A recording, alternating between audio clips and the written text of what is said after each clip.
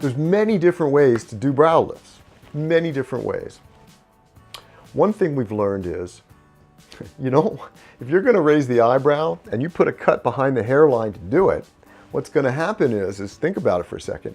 You raise the eyebrow up, and cut behind the hairline, guess what else is coming up? Your hairline. Take a look at Faye Dunaway. It's not a good look, right? And so it's very rare. And that was the original type of brow lift. It was a cut that went all the way across.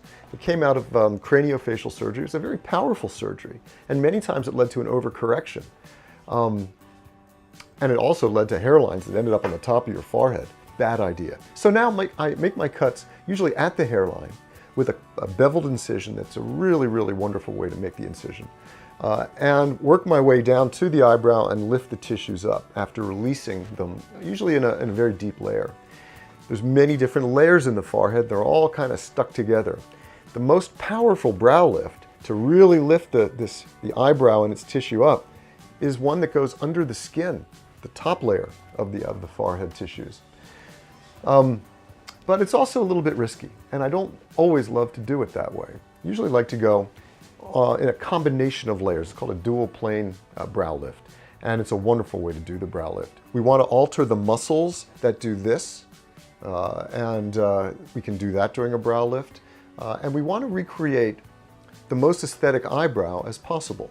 And that means if you divide the eyebrow up into thirds, what we're going to do is try to make the peak of the eyebrow at the junction of the middle and lateral thirds, right about there, so that the eyebrow comes at the bone to a peak over here and then drops right along the underlying bone, just a little bit above it. One last thing about brow lifts. The associated tissue under the eyebrow, this infrabrow tissue associated with the eyelid, it can be confusing as to whether you would want to do a brow lift for it or to cut the tissue out here directly as part of the eyelid. I like to think in terms of pulling the pants up before I do the hem, right? Now some people it's obvious, we just got to do the hem. And in some people it's obvious, we just got to do the brow lift. But many times people need both.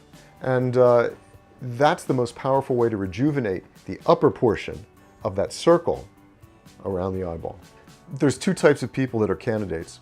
There are people that are sort of born with really heavy brows and infrabrow tissue. There's some people born with the bone here that gets very big. That tends to be in men more than women. It's called frontal bossing, and you can look that up on the internet. Just like the word boss with bossing. Sometimes we have to take the bone down in that case.